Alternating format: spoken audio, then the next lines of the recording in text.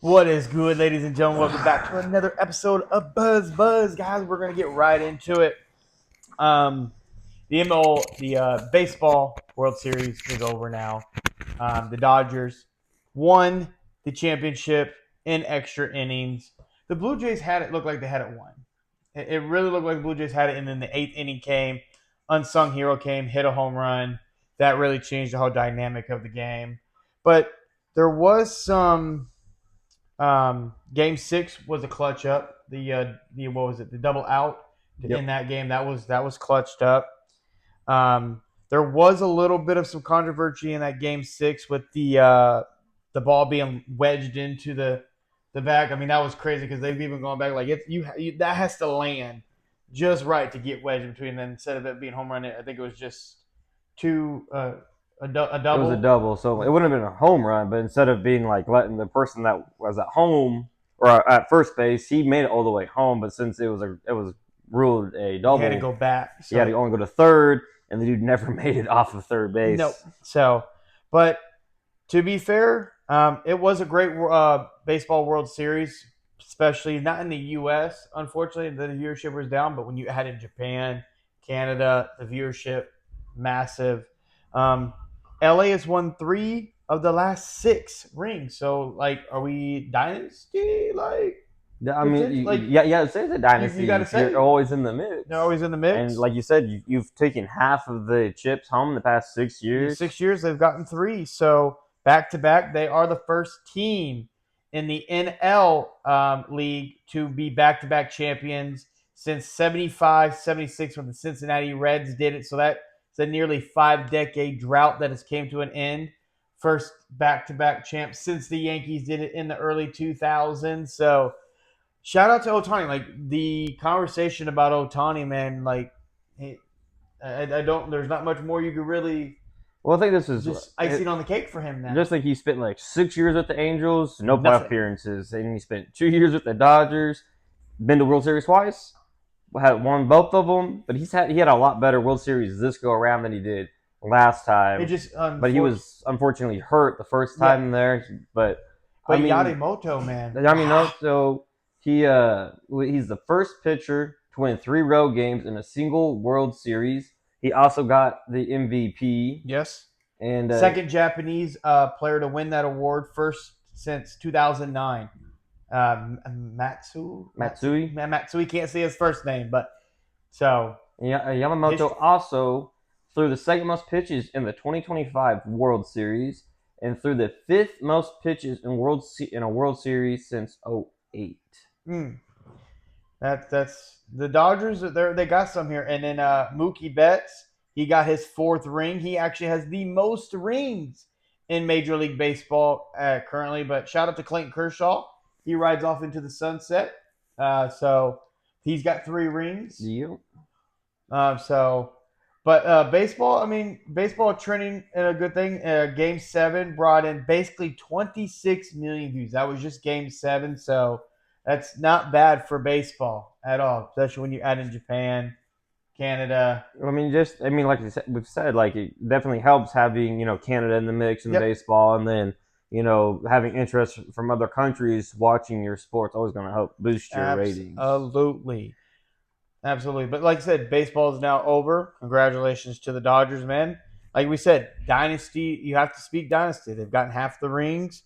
Be very curious to see what they do next year. I mean, they've already made back all the money that they've spent on Otani and the other pitcher as well. They've made all that money back. So they're not hurting for nothing. So they can go spending it if they need to. Well, is that a problem in baseball though? Because some people are starting to have a little bit of issue of how dominant the Jason Dodgers Kelsey. are. They're like, Yep. well, it's not as impressive because you just can buy rings. I mean, not But not necessarily because necessarily. look the The New Red York Sox, the Mets. Yankees, The the Mets Mets, had the the highest payroll, didn't even Giants. make the playoffs. Most of the So teams with the highest payroll, they don't win it. The teams with like that spend the most money don't actually end up no, winning the World Series or even making a deep playoff run. I just think the Dodgers have spent the money on the players that actually fitted the needs instead of just going out and getting the heavy hitters or whatnot. They've kind of got.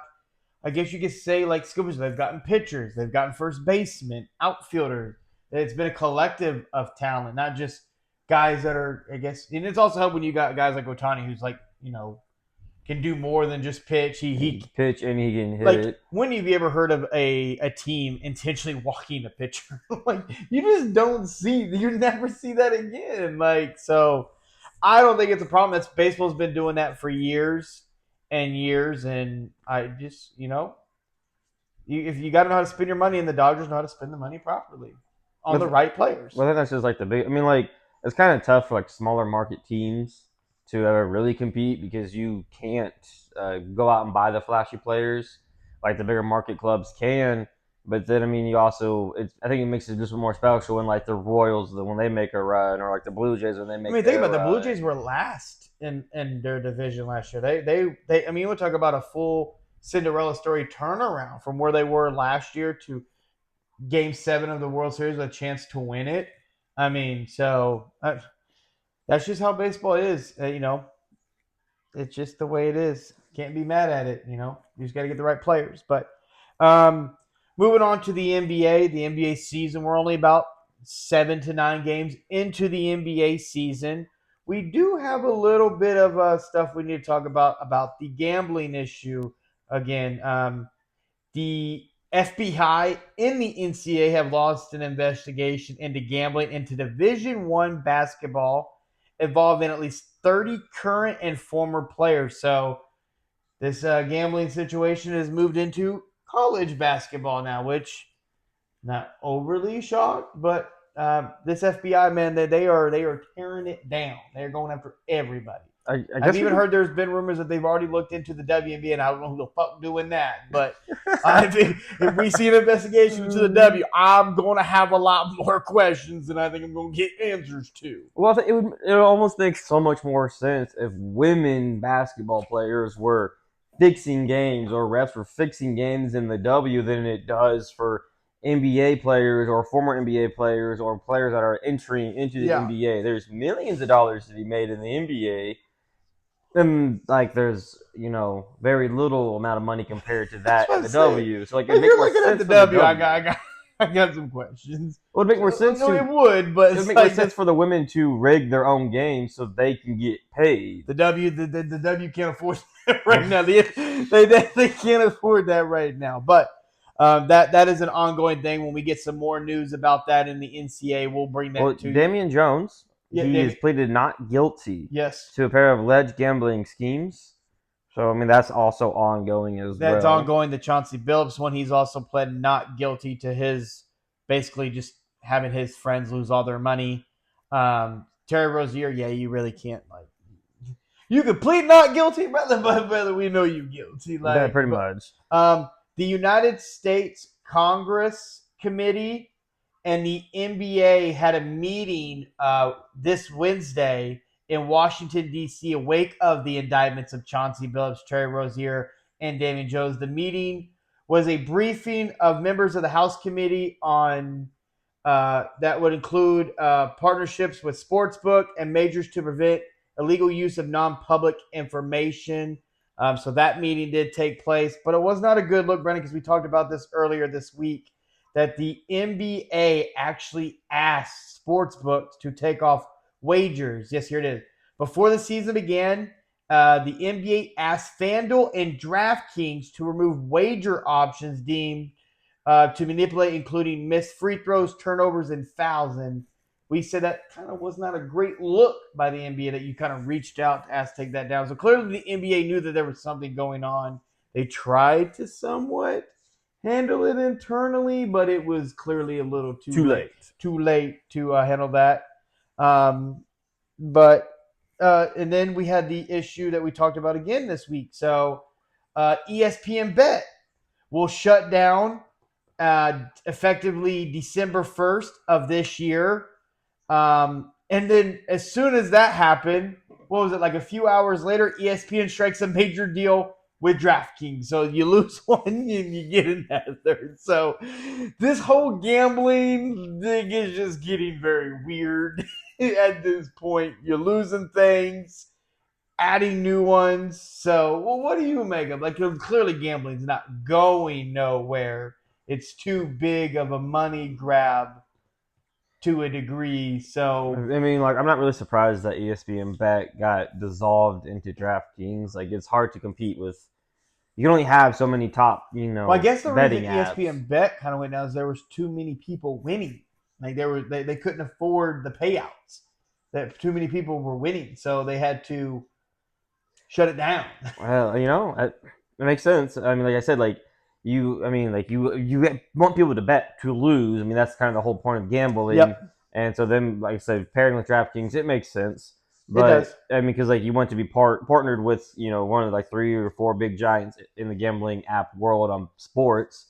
But to me overall, I'm just I'm more shocked that the NBA hasn't had a stronger hand on all this gambling, which honestly is probably goes stretching all the way back to the 80s and 90s with all this fixing of games and betting on the players. Yeah, we've Like had those the conversations. NFL's handled it quite well. I mean, you don't really hear much of the scandals. There was a couple, but that was it. And honestly, like I think it might be time to look at Adam Silver and potentially look at him needing to step down Yeah, because all this has happened under his watch. yes, on his watch, on his dime. And again, you tried, like we just said a minute ago, tried to nip it, but you were clearly way too late. And be very curious to see what comes of it. Like I said, they had the meeting Wednesday. There has not been more information dropped about that. But But like, how does the NBA not know? I guess that's like my whole takeaway from this is the NBA doesn't know these coaches or players or former players. I think the NBA knew. But they've done Clearly, they nothing knew because they pulled Terry. But they've done nothing about it. No, they have though. not Like done the anything about NFL, like with Calvin Ridley, they found out and immediately handed down a punishment. And the NBA is like, well, Just gonna pull you, hide you, make hopefully it goes away. Clearly didn't go away. Again, that's all happening on Adam Silver's watch. It's a big deal to watch. I'd never thought about it like that. That's something. That's his sole reason to protect the game. It's so purpose. Like you are the end game right there. It starts and ends with you. So and he's done nothing. Like there's been nothing that's been released by the NBA or him, pretty much condoning it and like showing up. And that's really been about it. Yeah, that's fair. That's a fair statement. He's been overly quiet about all of this, and that would also be a major hit for the NBA to lose Adam Silver too, because he's done a lot of good, but this bad takes away a lot of the good. Well, he's clearly it doesn't have a handle on on the NBA with all the gambling scandals that are going on. Especially when you say, "Well, we knew about it. We pulled Terry Rozier, but there was nothing else. Like he still was allowed to play." Yep. There's always an after. The NBA is almost just reacting to everything. They're not being proactive. David Stern's rolling over in his grave right now. It's kind of hard to say. He learned nothing.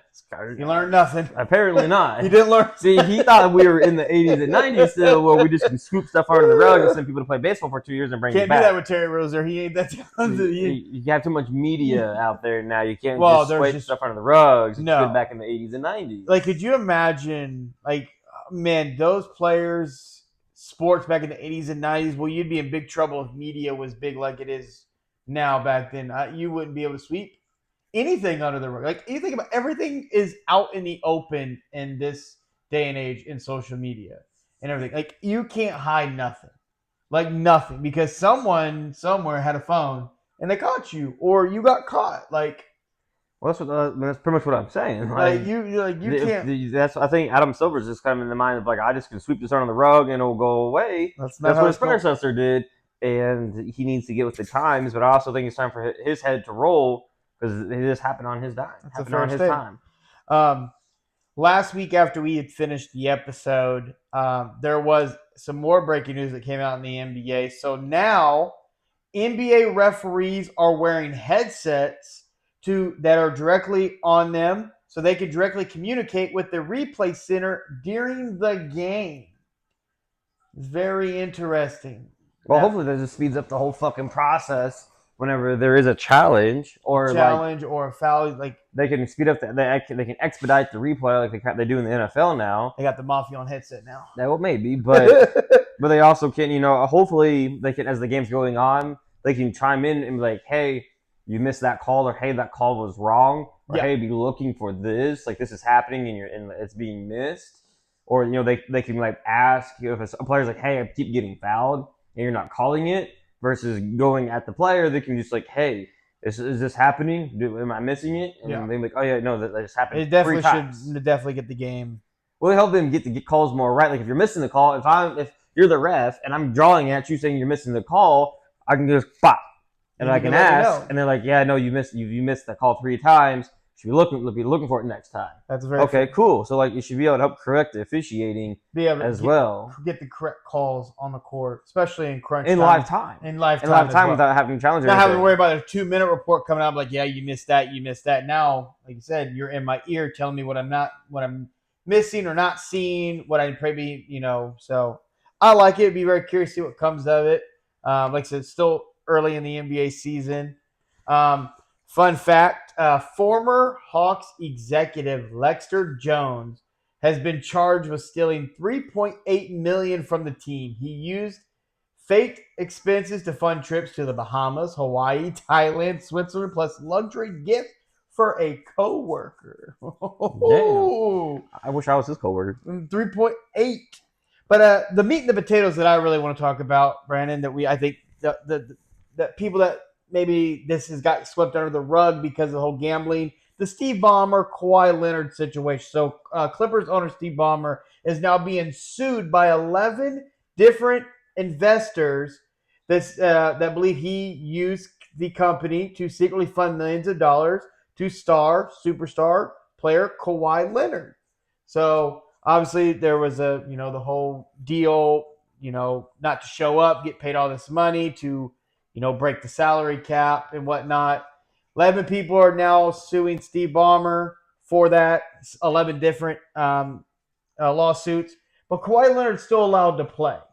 And you feel like Kawhi Leonard should not be allowed to play. Now, granted, I agree with you. I don't think he should be allowed to play while this investigation is going on. But you got 11 people out there. Kawhi Leonard's still playing the game, and we're really not talking about it. Well, it's been put out there again on David Stern's watch. David Stern. That Kawhi Leonard and the Clippers, they circumvented the salary cap. And we've already had the precedent's already been set. What happens when somebody circumvents the salary cap? And nothing's happened. We're just kind of like, yeah, it happened, but we're not going to do anything about it because Steve Ballmer is one of the richest men in the world, and he owns the LA Clippers. Yep. But nothing's happening. There's just more stuff keeps coming out. But Kawhi is allowed to play. He's allowed to, and Steve Ballmer is allowed to keep the ownership of the Clippers. And what we're doing nothing about it. We just kind of trying to sweep it underneath the rug. Another strike against Adam Silver. Absolutely, he's not. When you put it like that, and you sit there and you think about everything that's going on, I'm like, damn, that's a fair statement. Like, this is not a good look for Adam Silver. And he's not really taking any accountability for it either. Like you said, nope. The press conference has just been kind of like, we're aware of these situations. We understand. We're blah, blah, blah. It's just kind of taking accountability. It's just kind of hoping you can sweep it under a rug. Been handed out. There's no talk of what this could be. They're like, well, yeah, it happened, so it is what it is. I mean, you're at some point you're going to end up ruining the integrity of the game by not actually handling the issues within the league. Absolutely. Like I said, NBA season's still very young. We're about 7 to 9 games in.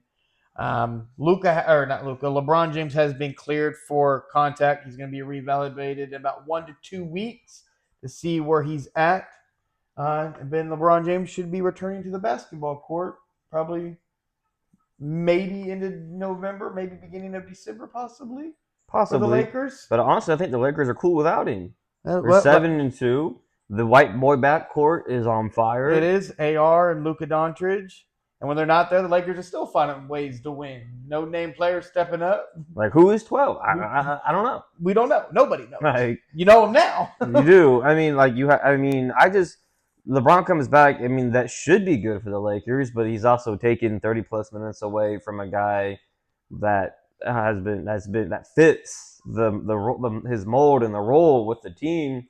And LeBron is a completely different player. I'm not saying who's been filling his spot. It's better than Bron, but he takes the ball out of Lucas and he takes the ball out of AR's hands to figure out that as a team. And that chemistry they built up until when he comes back. I'm not saying LeBron can't fit into it. Obviously, he should be able to at this point in his career, but that's the offense that they're running and the pace that they're going, the defense that they're playing. I don't know what the Lakers are going to do, but if I'm LeBron, and this is just me speaking, if I'm LeBron and I'm very serious about winning, and you've seen how the team is performing, what Luka is doing, an MVP candidate, a walking 40 piece. It feels like this season. AR, I wouldn't say is stepped up his game, but a stepped up his game. He definitely looks he's entering his prime. I guess you could say his game is looking great. Him and Luke have great chemistry. If I'm LeBron and you're serious about winning, and if there's anybody that could do it, I think it's JJ Redick because JJ Redick and LeBron James have a great relationship. LeBron, maybe think about taking a 6-man role, being that 6-man. You're still going to get your minutes, you're still going to get your points, but you're going to be doing it against backups. And you're going to be able to stay fresh and ready because what happened to LeBron James last year in the playoff?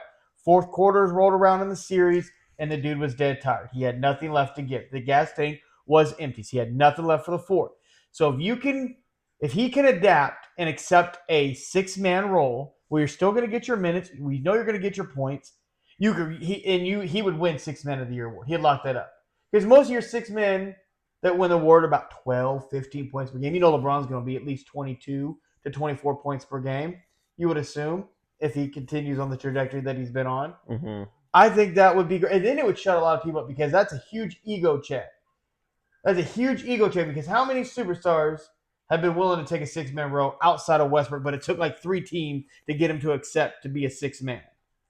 Yeah, Melo couldn't do it. Iverson couldn't do it. Jordan never did it. Well, I mean, that's a great. I mean, like your thought is a great thought. It's a great thought. Theory, but we all know that's not going to happen. That's not going to be LeBron James 6-man of the year. He's not going to allow himself to come off of the bench. I mean, like it just won't happen. He's too big. He is the sport of basketball. He's too. But big. It would fuck a lot of people up if he did it. No, it would be great. It would make the because most then you wouldn't be sense able for to the say Lakers. nothing. Like what could you say? Well, that he's not good enough at age 40 something to be a and starter. like he would run away with 6-man of the year, and I feel like that is an option that I would think they should explore. And if anybody could get him to do it, I think it'd be JJ Redick. I just feel like he's the only person that can convince him to do it.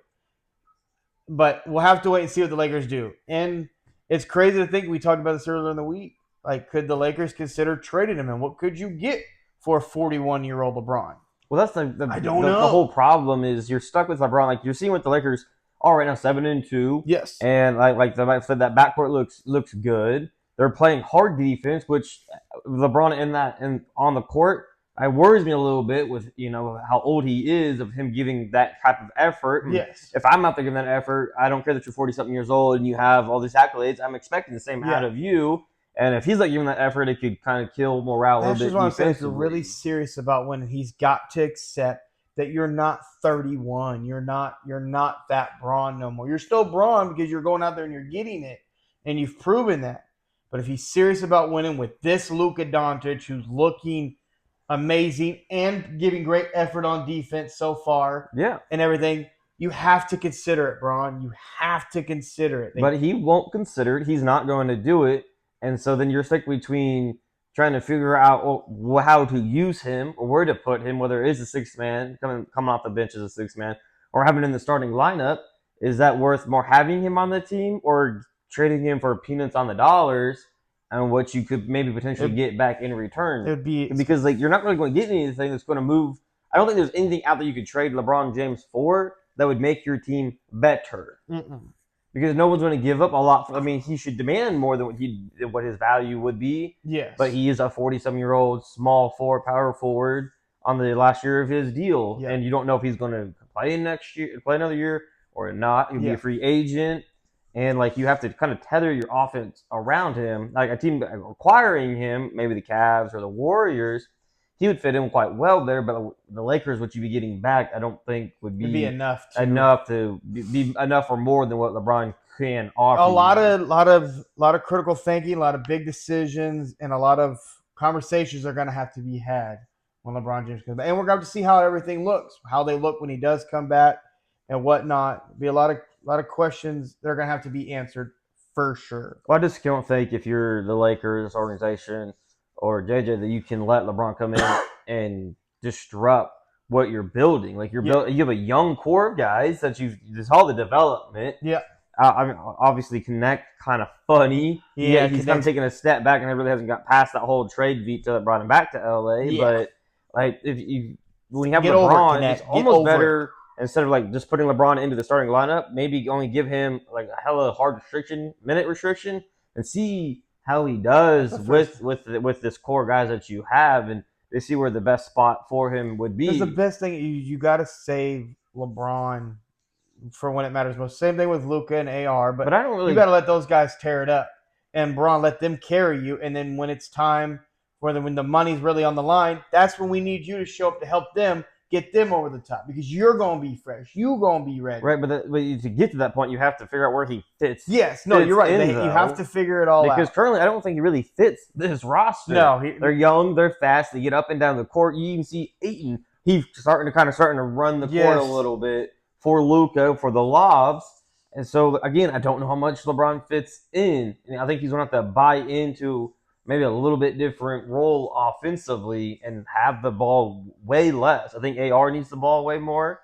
Well, obviously, when LeBron comes back, AR should still have it. Lucas should still have it, and LeBron needs to be more of that screen, the roll, the sit in the corner, and the baseline cut, which we just saw him do a little bit last year. But and then, like when those guys are on the bench, then you can have the ball, do your thing, play your pick and pop, however it goes. But when those guys are on the court, I agree, they got to have the ball, and he's got to adapt to a different. But offensively, it's not much of a worry for me because he's shown he can play that role. Defensively, I don't know if he'll put in that consistent effort, and which can definitely hurt morale. You're on me, but you're not on this dude over here that should be putting in the exact same effort. He got beat, which made me look bad because I didn't get the rotation, or I got beat expecting him to be there, and he's not there. So now I'm getting chewed when he didn't give me the help defense. That's fair. That's a very fair thing. So, like I said, I'd be very curious when he comes back. He's being clear about about a week or 2 weeks out. They'll be revisited to see where he's at. But a lot of questions to be answered on that side. But outside that, the NBA is looking great, man. For the most part, the teams that we thought were going to be kind of where they were. There's been some surprising teams so far into the season. The Chicago Bulls, Josh Giddey's looking like is an MVP candidate currently, looking great. Sixers is another team. They got to figure out what they're going to do. They have a great young backcourt in Maxey and VJ Ekholm, who is a rookie, who is lightning in a bottle. Embiid can kind of be a little bit of a cancer to that backcourt. Paul George is still not back. Do they have to think about moving Embiid too, potentially? Well, I mean, depending on as early as we get further into the season, how things clearly look, Well, I think this might be a year too soon to maybe move off of Embiid if he can get him healthy. Those knees are clearly shot, but if you can get Embiid to play a certain role with those guards, then I would assume no, you should want to keep him. But if you can't seem to get a consistent Embiid level play out of him with those two guards, I think the best, as soon as the trade deadline comes around and you're not really in contention, I'm looking to try to unload that contract and try to recoup some draft capital. And then I think we both can agree on this one right here, Brandon. Jaylen Brown, just cut your hair, dog. You can quit leaving marks on people. Just cut your hair, bro. I don't know what happened. I don't know what happened. You had like those dreads or whatever, and then they were too tight. They were way too tight. I just wanted to woke up one day and he just kind of rubbed his head and just had his hair was falling out, and then just nothing. But yeah, and in the overall on the Western Conference side, the team that's really kind of been a little bit of a disappointment, didn't expect it to be 2-6, is the Dallas Mavericks. AD out again. Cooper Flag is looking like what we thought he was going to be. Klay Thompson doesn't look like he knows how to play basketball anymore or shoot the basketball. He's shooting it backwards. That was a weird flex in the game. Like a 2K glitch almost type of deal thing.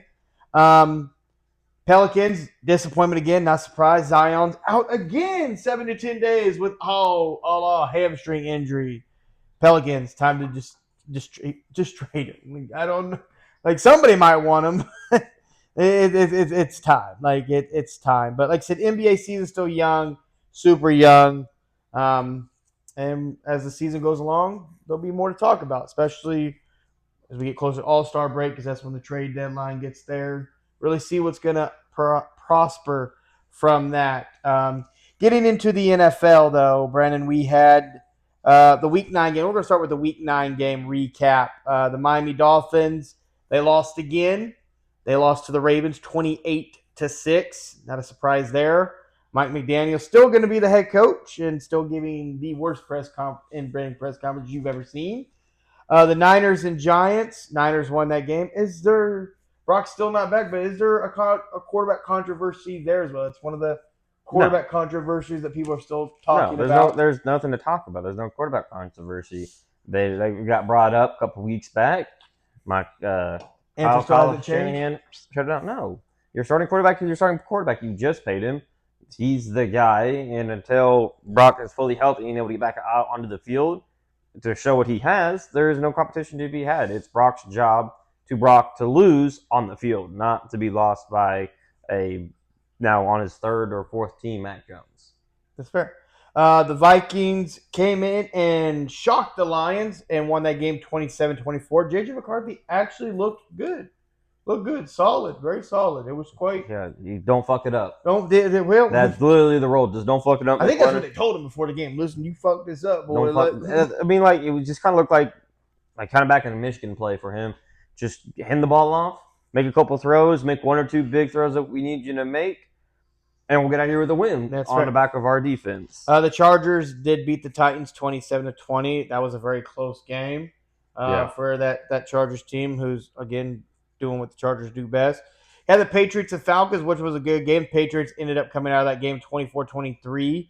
The Falcons had a chance. They missed a field goal late, and Patriots drove down, got that done.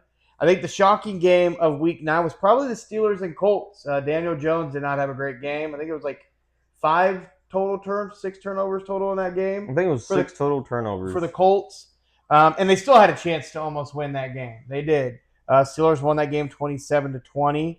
I mean, is Danny Dimes coming back down to earth? We gotta this week we're gonna find out. Like you get 2 weeks. We'll give you that. Then the Broncos edged out the Houston Texans 18-15 on a game-winning field goal. Basically, C.J. Stroud did get knocked out of that game. I believe it was in the third quarter. He slid late and got knocked, and he got to it. He got to it. And then there was the Bengals and Bears game where the Bears won that game on a game-winning touchdown, basically, because the Bengals forgot how to tackle a tight end. A tight end, nonetheless. Who was not that fast. 2 dudes hit the man, and he just kind of spun around and took off running. And then another shocking game from Week 9. The Panthers beat the Packers 16-13. This Panther team, I don't get it. I don't know. I don't think they play a great team, boy. We gonna pull up. We play anybody else. We playing down. So I don't think anybody understands the Panthers, and honestly, the Packers. They play down to their team. If they play in a bad team, they play down to that level for sure. Like, I mean, how does Jordan Love in that offense score 13 points? I mean, the defense only allowed 16. It's crazy how the narrative for the Packers in the first 3-4 weeks of the season to now where we're at now, it is a completely different conversation how you view this team. Completely. Well, I mean, not necessarily. The first 3 weeks of the season was damn, that defense is elite. And then there was a couple of weeks where it was kind of so-so, but you allowed 16 points. You don't expect your offense with that. I mean, that Bryce talent. Young only threw for 100 yards, and he threw for 102 yards. Bryce Young did, and Rico Dowdle 25 carries, 130 yards. Cowboys fucked up. Clearly didn't know how to use that running back. But clearly, and he took Hubbard's job from him down there in Carolina. So he did. But when you're balling out like he is, you got to continuously give that man the ball. But yeah, the Packers don't understand what's going on with them offensively, and then the Panthers, I just don't understand what y'all are doing. I don't get it. And then you had the Rams and Saints. The Rams handled that one very easily. Then you had the Jags and the Raiders. That Jags kicker, Little, 68-yard field goal, NFL record. Granted, he did hit it from 70 in the preseason. That don't count. That didn't count, but he got it in the regular season. And then ultimately, we had our Chiefs and Bills game. It was 28-21. And speaking of that game, Tony Gonzalez had a great thing. When the Chiefs win, people say we buy the refs. But when we lose because of bizarre calls, no one stands up for us. The NFL needs to review Sean's officiating crew. This isn't just a mistake. It changed the outcome of the entire game. This is talking about the intentional grounding that was actually a tip pass that was horribly officiated wrong, that completely and utterly changed the momentum of that drive.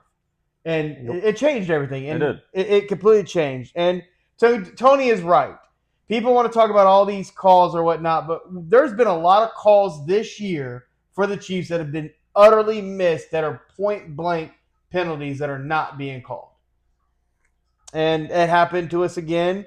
And the Bills did win. Josh Allen, like everyone says, 5-1 against Patrick in the regular season, but he is 0-4 in the playoffs when it matters the most. So, but anything else to add in that? I mean, the only thing I got to really add to that is that I'm not surprised that we lost to the Bills in the regular season. Like I said, we always seem to lose to the Bills in the regular season. Yep. We meet them in the postseason, and we beat them, whether it's at Arrowhead or at their state and at Oracle Stadium. But I'm not really surprised. I feel like the Bills, they come out hot and they throw everything in the kitchen sink at Kansas City, and I feel like we dial our stuff back, and we're very vanilla offensively and kind of even defensively, not trying to give any tips to how we think we can play or beat you. While you give us everything, so then it comes around and we play you again. We have everything on tape that you want to do, and now we know how to handle your tight end. And we said this, what's crazy is I feel like we said the same thing last year when we played them. The following week we did our podcast, we talked about how you just felt like Andy Reid was very vanilla. We didn't throw too much. We just kind of like to see what they're doing. And then what happened? Playoffs rolled around. We met them. We knew everything you were going to run, do, throw at us, and we stopped it all. Still a close game, but we were prepared and ready for what you were going to do. No, my biggest takeaway from that game is, one, I do feel like the officiating this year for the Chiefs, no matter where we play, has not been great on either side of it, whether it's been calls or no calls, which is kind of bizarre. But I also think the narrative is funny that the Chiefs get calls to help them win. But it's crazy because you never hear Tony get very upset and critical. He was very upset. Well, it was blatantly obvious that it was a tip. It was they got the call wrong. The only thing I really want to take from it that worries me a little bit, that's hella confusing and concerning, is Buffalo doesn't have a pass rush. They rushed 4 and got there all game long. Yep. And it was the third highest pressure rate Mahomes has faced in his whole career. The first 2 highest was in the Super Bowl. Yep. And so that is kind of concerning. We did, obviously, our rookie left tackle didn't play. He is back, though. But he potentially should be back after the bye week. Our left guard went out. Yep. And Trey Smith's been dealing with a little bit of back injury. And Jawan Taylor also went out. But again, with all those guys in, before they got hurt, with our left guard and right tackle, we still allowed too high of pressure, and we didn't do anything to try to resolve that. Joey Bosa turned back the clock a little bit. Joey Bosa had himself a game. I don't expect that to stay. No, it's been a while since you've heard that name. I honestly forgot about Joey Bosa. Honestly, he was hurt again. So, and then next game up, we had the Seattle Seahawks and the Commanders. Seahawks handled the Commanders 38-14. Jalen Daniels did go down with a dislocated elbow. I thought he was going to be done for the year. It did get announced they are not putting him on IR. They are going to go week-to-week basis, and he'll be reevaluated after their bye week to see where that stands. But it's been an unfortunate year for Jalen Daniels. A lot of injuries. He's been back, get hurt, been back, got hurt. I really think it's time for them to shut him down. Yeah, I think so too. Because he's been such up and down roller coaster with injuries, and he has a lot of injury history. Yeah. So I think for him, they also lost Marshawn Lattimore, torn ACL. He's done for the year. But he's also been a little fragile too. Luke McCaffrey, he's out for the season with a broken collarbone. That game against the Seahawks, they lost so much.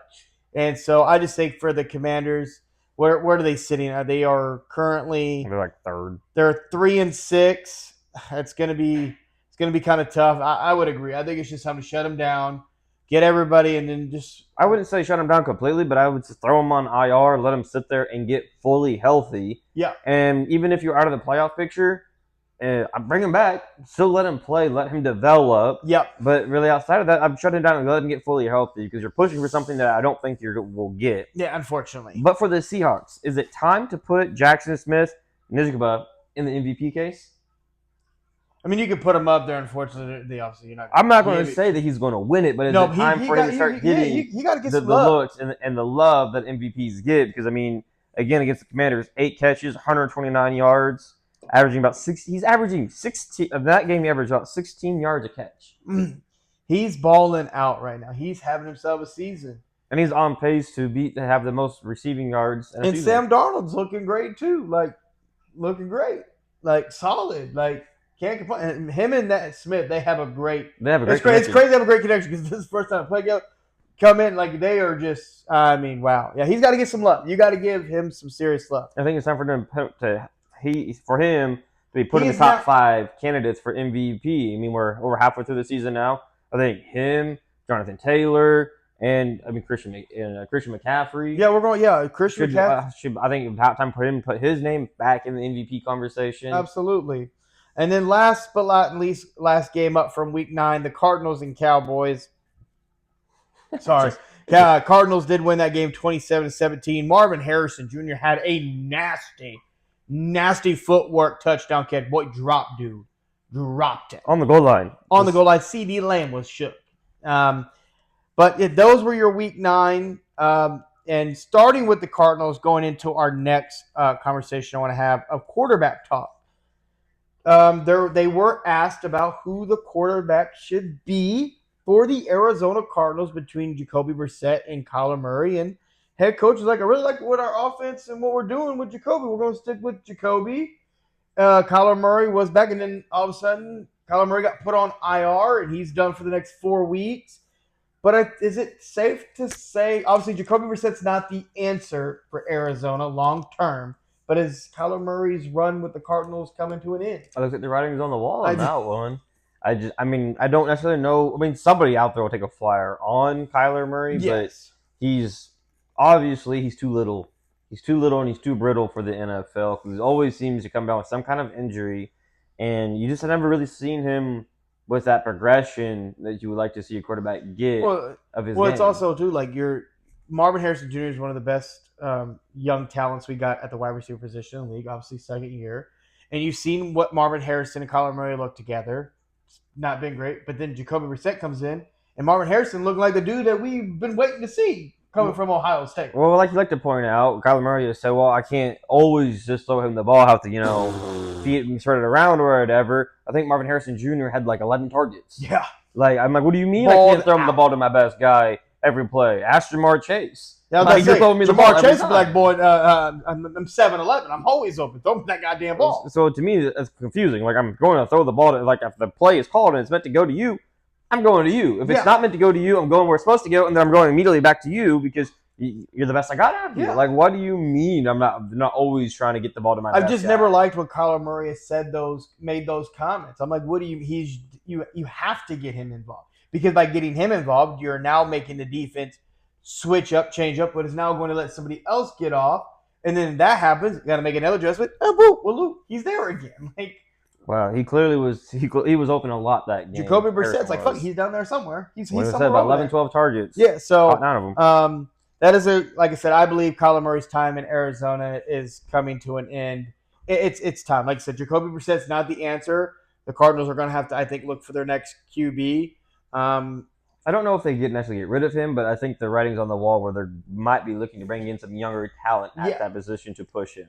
Or, a more widely vet, maybe like a Mac Jones. Yeah, in the Mac Jones, offseason. like in the offseason, like Sam Darnold with the Vikings. You didn't want to pay me. Cool. Mac Jones, obviously, you're not going to pay him in San Francisco because you got Brock, unless something magically changes with Brock, which I don't think it will because Kyle Shanahan. Good, never know. But you never do because Kyle Shanahan, you bring up Kyle Shanahan, he did want Mac Jones in that NFL draft and did not get him.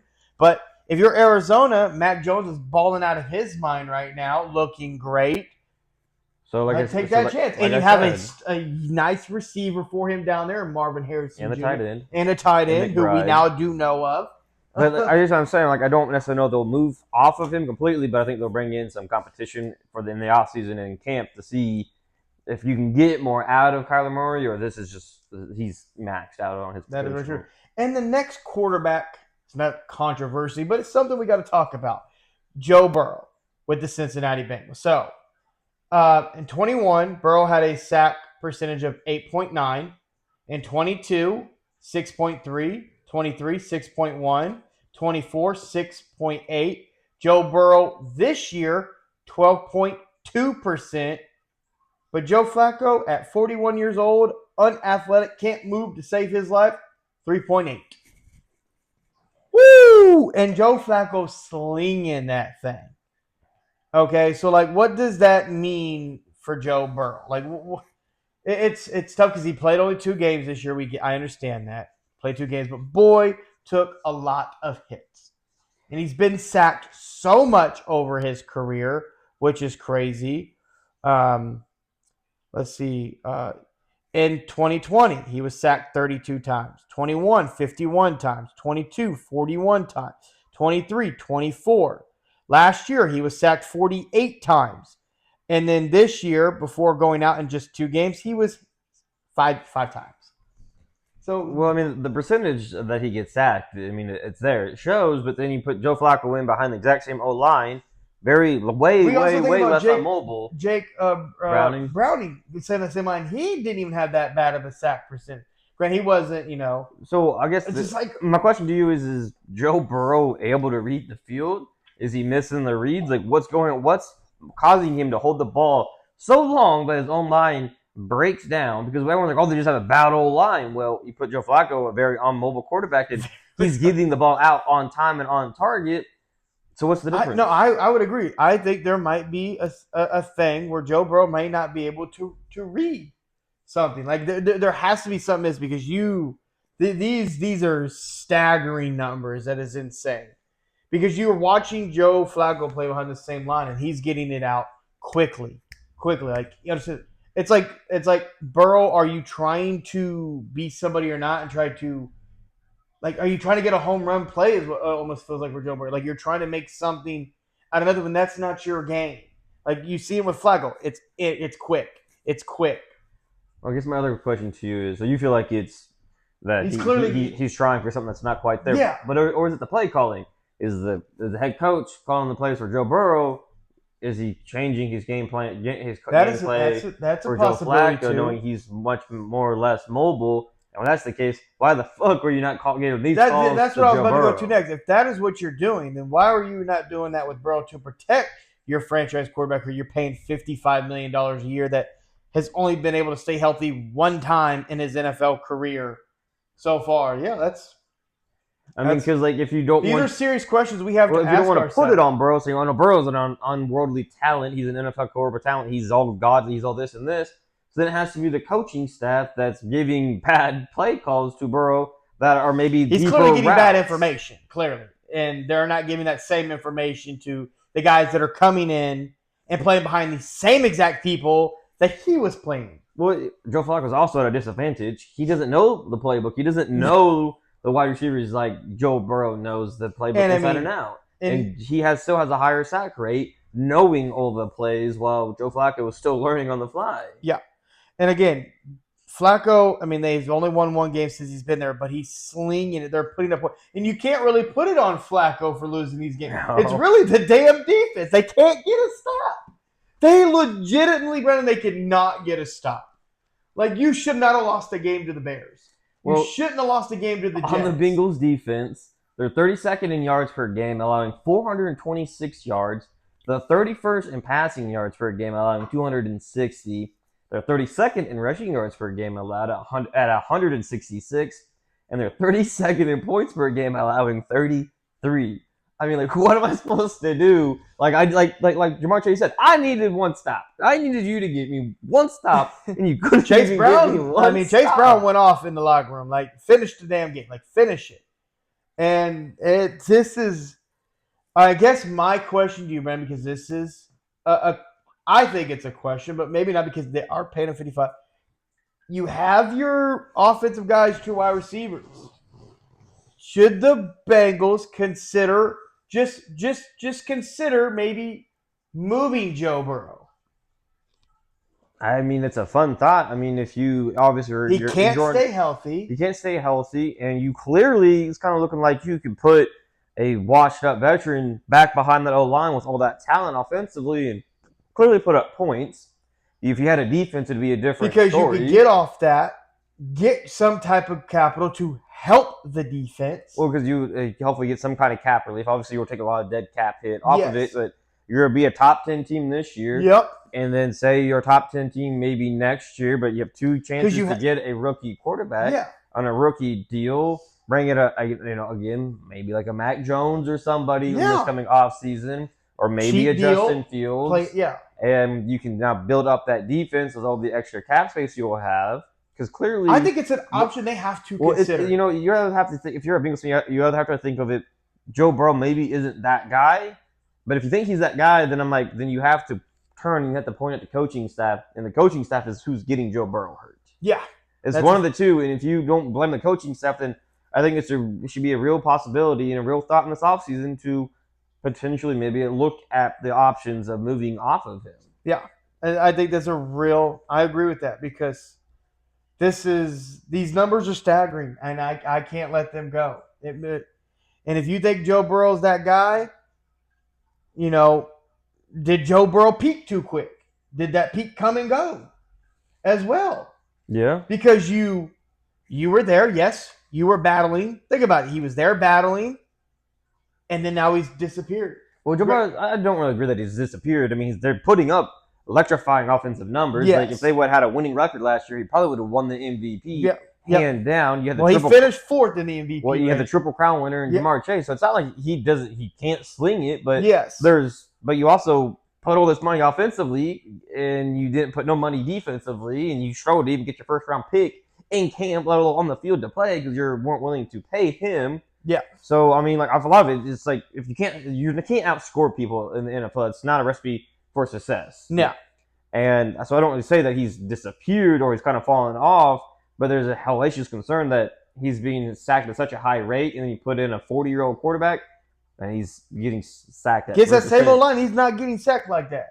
He's still putting up those kind of numbers. Or it's kind of crazy. I also think too, going back to my original statement, that I feel like maybe Joe Burrow's trying to get that home run play instead of just throwing the ball away, not taking an unnecessary hit, putting yourself at a disadvantage. Getting pushed back instead of if you're on first and 10 and you're just, dropping back, now you're second and 18 or, and there's just no reason for I just really feel like I think honestly what Either it is. You can't read something. I think he's struggling reading defenses. I don't think he's struggling pre-snap. And then when the ball is snapped, obviously the defenses, they usually shift. So I think he's struggling adapting on the fly as well. So when the ball was snapped to the defensive motion. We also know what else about Joe Burrow that I think people fail to realize. You do realize a lot of the offense they run with Joe Burrow is in shotgun. It's not a lot under center, but when you watch Joe Flacco and the Bengals, they do a lot from under center. Granted, Flacco is a more he's back in his Baltimore days. A lot was under center, not a lot of shotgun. But if you think about the Joe Burrow offenses that they always for Joe Burrow, shotgun. Yeah. So he could see everything. Well, most offensive now are run out of shotgun yes, or out of the pistol. But nobody's really under center. Joe Flacco comes from that era, so if he's more comfortable being under center, you can still run the same play. Yes, you can. You just get out of center. But I also think, too, like, if Joe Burrow does have a problem reading, I think, too, is why they put a lot. Again, it is mostly shotgun. But to help him maybe see what's coming at him, and he maybe can't necessarily make those adjustments under center as if opposed to in shotgun. Oh, yeah, yeah, you're definitely. That's what I'm saying. Like if he's struggling, they're putting him in shotgun because he can't do it. Well, you also turn your back most of the time when you're coming out of center. You turn your back usually because you're faking the handoff. So, Bengals fans gonna have to, they're gonna have. Well, what makes it even more crazier that Joe Flacco's getting sacked at a lower rate is that when you're in center, you're here and you catch the ball and you're already come maybe 1 or 2 step drop. Versus when you're coming out from under center, you have to backpedal into your pocket, so that actually takes some of that time that you would have to read the field. Absolutely. So it makes it even kind of more mind-boggling that Joe Flacco is getting sacked at a lower rate, while Joe Burrow, who's already has the ball in his spot, gets sacked more. I think he just can't read defenses. No, I think that's a very so that or it's a coaching staff. Yep. So it's one of the two. Let us know what you guys think about that. But the trade deadline has gone and passed. There wasn't big movement. The Philadelphia Eagles did go get Jalen Phillips. Again, where the fuck are the Eagles getting all these picks? Where the fuck are they stacking these picks?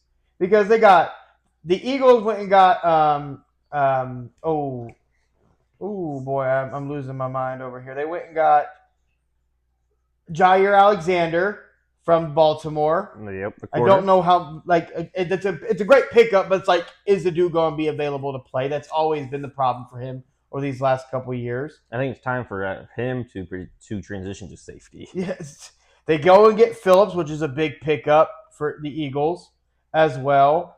So like they did some moves. They definitely addressed the needs. They did. I think the biggest trade from the deadline that we need to talk about is the Sauce Gardner trade, Brandon. 2 first-round picks and a player. Yeah, The same package that Michael Parsons got. 2 first-round picks and a player. right. So I think the Colts, they overpaid for Sauce and getting him in the trade. Now, granted, like, it depends how you kind of view Sauce. I kind of feel like Sauce hit the league by storm and hasn't necessarily gotten better, hasn't gotten worse. No, just but kinda- like, you hasn't really taken that next step though either. I feel like he had 2 solid years when he first entered his rookie year. Then his second year was really solid. now I'm hoping to really see some prosper from you. And maybe like a junior senior might help. He can kind of maybe take But take that next step. But like 2 first-round picks. Well, it also for a seems guy that the Jets weren't is shopping high. Sauce. The Colts called 2 firsts, Yeah. and the Jets were like, guess we really can't pass up on 2 firsts. I don't know. Which is also, I mean, also kind of crazy considering they just paid Sauce this offseason. Yep. So that's a lot of dead money to take onto your cap. But 2 ones for a guy that they're high on, obviously 2 ones, but didn't necessarily feel like the team would be hurting in the future without him though either.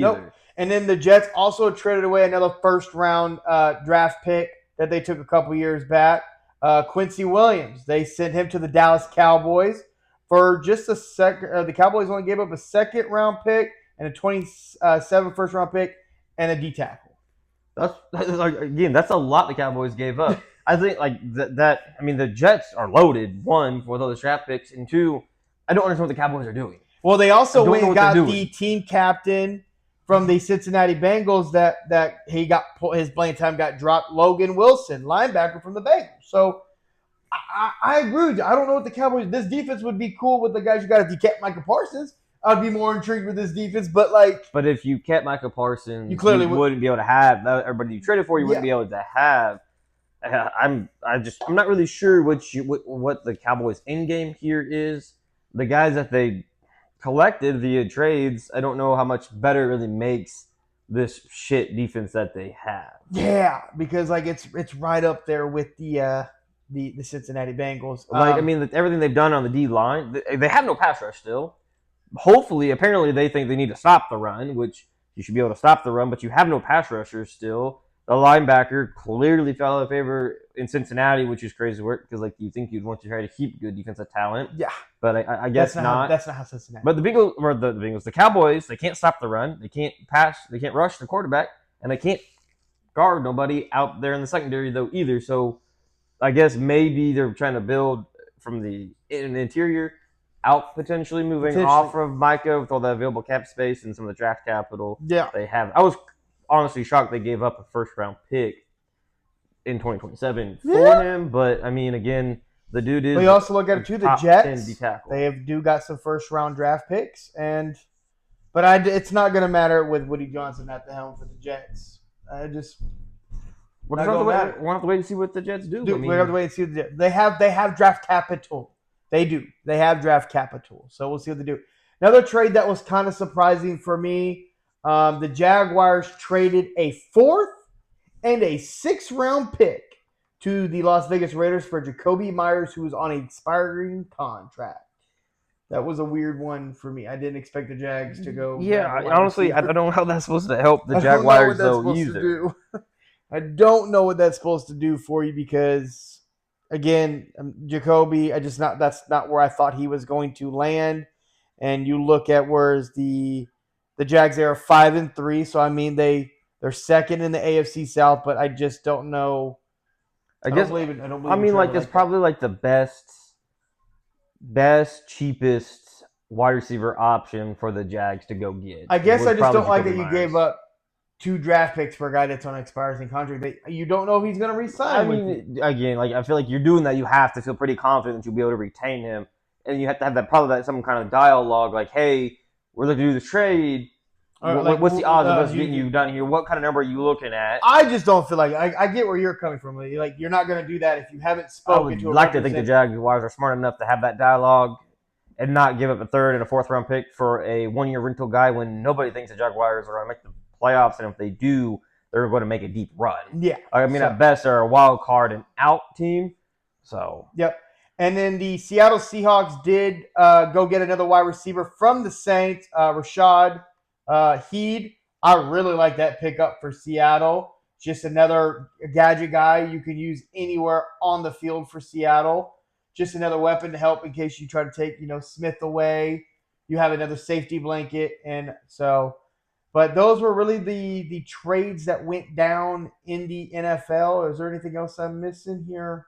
yeah. So do you think there's any team that didn't make a move that should have made a move? Yes, I think there are 3 losers, but 2 that are higher than most. One higher than the other. The Pittsburgh Steelers, big L, not going to get another wide receiver to help take some pressure off DK Metcalf, who's just kidding, locked up and just taken out of the game by not getting another weapon offensively. Then what was the point of this season? You brought in Aaron Rodgers. You obviously made the splash to go get DK Metcalf, which was huge. We can all agree. But you got nobody else. And you didn't.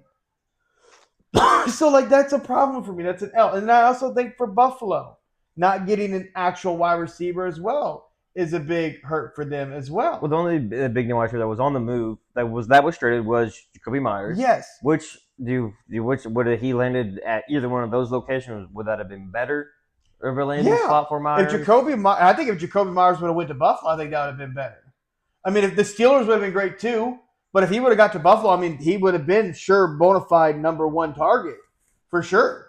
So him going to the Jags, it completely baffled me that Jags were even in a market for that when you have great young talented wide receivers that they're kind of already talking about moving off of Brian. Yeah, Thomas you were listening. So, yeah, I would have liked him to go to one of those 2 teams. I do think the Chiefs not giving up the 3rd round pick for Breece Hall when you gave up a 3rd for Kadarius Toney.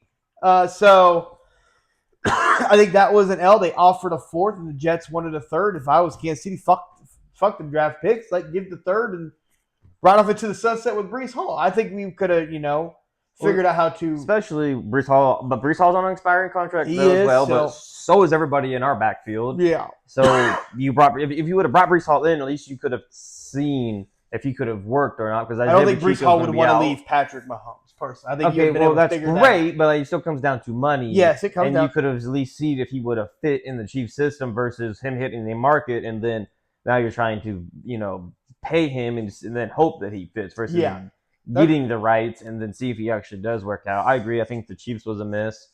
I agree. The Steelers, I felt like they should have pushed some chips forward, having Rodgers for probably just this 1 year. You needed another wide receiver. Felt that you had it.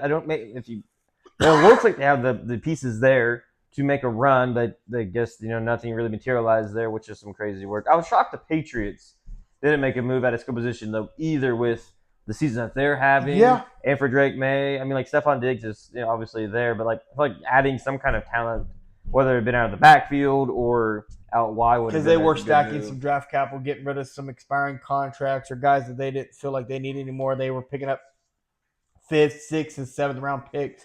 You thought maybe they were loading up to make a move, and they did not. Are you surprised that any teams did not sell more? Anybody out there? I'm surprised the Dolphins weren't more sellers. Yeah. I mean, the Jets, we kind of thought maybe the Jets would be kind of sellers. They sold some, but I was really shocked the Dolphins wasn't just a floodgate of guys. I was also surprised by the Saints, too. I only moved one guy. Yeah, I was really. I mean, who off the Saints you really want though? They're old. Yeah, but it would have been some great veterans to have. I'm surprised they didn't try to move off of Cam Jordan, who could have went to a great contender, would have been solidified. You had Chris Olave, who is a young, talented wide receiver, but the quarterback situation, and it's just not going nowhere. Well, I think Chris Olave, Jalen, and then Waddle off of the Dolphins. I feel like the price tag for them was just a little too high for them. That was what you were hearing, at least for Jalen Waddle. They wanted first round. It was a pick plus something. And I'm nah. So it was a first round pick plus a player or something. That's too high for Waddle. Waddle is not a 1, but course, Olave. I mean, like if I was him, I would become the wanting out. I'm probably tired of getting concussed by my Yeah. quarterbacks. So, but that was the trade deadline. Those are the teams that we thought that What about missed. the Broncos? Yeah, I think the Broncos definitely should have. I think them not getting a gadget offensively really hurts too, especially after seeing that horrendous Thursday night game. That was definitely a dud to watch on national television last night. Yeah, no, the Broncos definitely missed. They should have got somebody too, especially that obviously. And speaking of we'll go into the week 10, starting with the Thursday night football game from last night. If you guys go back and look at these Broncos games, they have not been. It's not like they're out here outside of the Cowboys game. Their defense is, you cannot deny the defense is legit. That offense, I don't know if you could trust that offense to get in a shootout if your defense is having a bad game, especially if you're getting with mad contenders. You know what I mean? Yeah, the Broncos offense has been kind of sketchy all year long. I'm not You really, put up not really 10 putting that on points. Bo Nix, but their offense has not produced a lot of You points. put up 10 points on the Raiders. Yeah. 10 points. I mean, if I'm a Broncos But again, fan, I'm worried about the offense because they're not producing anything. I mean, they have J.K. Dobbins at the backfield, which is solid. Yes. Sutton out wide, who's solid. But the offense just isn't scoring points. And when the defense has given them short fields, the defense is a top 3 unit overall. Without question. So, I mean, like, could the Broncos win it all this year? Absolutely. That defense could carry them all the way. But we've seen their defense do it before. But in this day and age, it is so rare for a defense to carry a team there without the offense being able to put up at least 21 points, 26 points. And it's very rare that the Broncos are getting that much out of their offense. Past 2 weeks, I think of their 8 wins, 5 of them have been less than 4 points. I mean, considering they barely beat the Texans 18-15. Beat the Jets 13-11. Yeah. You beat the Jets 13-11. Like, you had that comfort behind win against the Giants, which that's probably been the best that offense looked. And that was in the fourth quarter. They put up 33 unanswered points. That's probably the best the offense has looked. And that was just a quarter of football. That was it. Obviously, you had the Cowboys game, but I'm going to use the word that a lot of people say. That Cowboys defense is horrendous. It's horrendous. So, but again, like, it doesn't really matter. They're winning and they're winning, leading the division. Yes, they are. Next game. Who's the turn is it this week? I'll read. Oh boy. Okay. All right. So we have. Well, I guess we have a over the pond game. Yep. Falcons Colts. Colts are going to bounce back. Colts are going to bounce back this week. Hopefully, Danny Dimes gets back on track. Jets Browns. Jets. Did we get to see Shador? I pray. At some point, I like to think so. I like to think so. Panthers Saints. Well, the Panthers are not playing a top team. They might play down. Could be the Saints that win this game because this is what the Panthers like to do this year. Fair enough. Patriots at Bucks. This is a good game right here. This is a good game. And I'm actually gonna take the Patriots. I'm gonna take the Patriots. You have Ravens at Vikings. I will Vikings. Well, Lamar's supposed to be back in this game. Yeah, Lamar's Will be back. Give me the Vikings. No, you got that wrong. Bills at Dolphins. I feel like this is Bills coming off beating the Chiefs. They like to do this, but I'm still going to roll with the Bills. But the Dolphins could absolutely win this game. Is Tua get concussed? Because Buffalo loves to concuss Tua. They love to knock out Tua. If it was a bet, I would bet on it. All right, Giants at Bears. The Bears. You have Jaguars, Texans. No, CJ, give me the Jags. Cardinals Seahawks. At Seahawks. Even though Kyler Murray is not going to be playing, so you have Brissett. Yeah, you got Joey Brissett. They're going to have numbers, but Seattle's looking dangerous right now. Okay. Lions at Commanders. Lions. Rams at 49ers. That's always a good matchup. That's always going to be a good matchup. And, I don't think this game's going to be high scoring. It's going to be low scoring. Defenses are going to go wild. But I'm going to go with the more experienced guy, Matthew Stafford. So I'm going to go the Rams. But it's going to be close. Like, this game's going to be close. Then you have Steelers at Chargers. I'm going to take the Steelers. I'm going to go Steelers. That was our Sunday night game. And then Monday we have Eagles at Packers. This is not hate. It's not hate. I'm going to go the Packers because this is a must-win for the Green Bay Packers. This is a must-win, especially them being in the NFC. It's a must-win. They have to win this game. Right? So that's a must win. It's a must-win for the Packers in Week 10. Like it has to be it has to be. Packers are sitting. They are 5-2-1, but you just haven't looked overly great, and it's a must-win to beat the Philadelphia Eagles that are 6-2 that are turmoil, but they've made some big, acquisitions at the trade deadline. It's a must-win. You have to beat the Eagles. You have to. I mean, you have the Lions winning, you have the Bears winning. Yep. So and you had the Vikings winning, I think, too. So that's wins for everybody. So they can't fall can't behind afford the Lions and Bears No. in that tight NFC North. They cannot. So those are my picks for Week 10. So we'll have to see how I do come next week. So we'll see how well I did. But I say outside of that, back into the NFL seasons here. Chiefs are no football this week. Coming off a bye week, we'll be taking on the Broncos next week, which if you're the Broncos fans, be a little worried because Andy Reid coming off a bye week, it's not smelling good for you. But we'll see you guys next week, guys. Hit that subscribe button.